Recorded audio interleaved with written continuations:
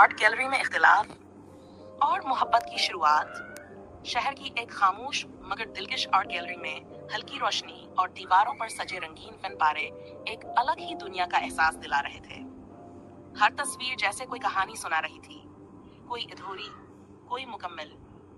आयशा आहिस्ता आहिस्ता कदम बढ़ाती हुई एक बड़ी पेंटिंग के सामने रुक गई। पेंटिंग में एक अदास सा मंजर था, बारिश में भीगा हुआ एक तन्हा दरख्त जिसके नीचे एक लड़की बैठी थी।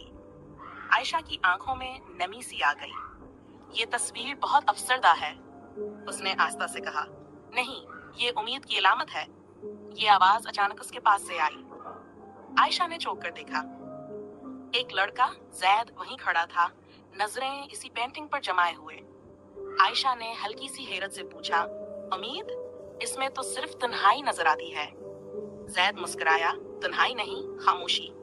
और कभी कभी खामोशी में ही इंसान खुद को ढूंढ लेता है। बारिश के बाद यही दरख्त सबसे ज्यादा हरा होगा। आयशा ने दोबारा पेंटिंग को देखा। पहली बार उसे वो मंजर थोड़ा मुख्तलिफ लगा। शायद आप ठीक कह रहे हैं, उसने आहिस्ता से कहा, लेकिन फिर भी मुझे इसमें दर्द महसूस होता है। और मुझे इसमें हमत नजर आती है, जैद ने जवाब दिया। दोनों के दरमियान एक लम्हे की खामोशी छा गई, मगर ये खामोशी अजीब सी खूबसूरत थी। वो एक ही पेंटिंग के सामने खड़े थे, मगर दो मुख्तलिफ कहानियां देख रहे थे। कभी कभी एक ही चीज को दो लोग बिल्कुल मुख्तलिफ अंदाज में देखते हैं, आयशा ने मुस्कुरा कर कहा। और शायद इसी फर्क में खूबसूरती होती है, जैद ने इसकी तरफ देखते हुए जवाब दिया। आहिस्ता आहिस्ता वो गैलरी में साथ चलने लगे। हर नई पेंटिंग के साथ उनकी राय मुख्तलिफ होती। कभी वो बहस करते, कभी हंसते और कभी एक दूसरे की बात मान लेते। लेकिन इन इख्तिलाफात के दरमियान एक चीज मुश्तरक थी, एक अनजाना सा ताल्लुक जो हर लम्हे मजबूत होता जा रहा था।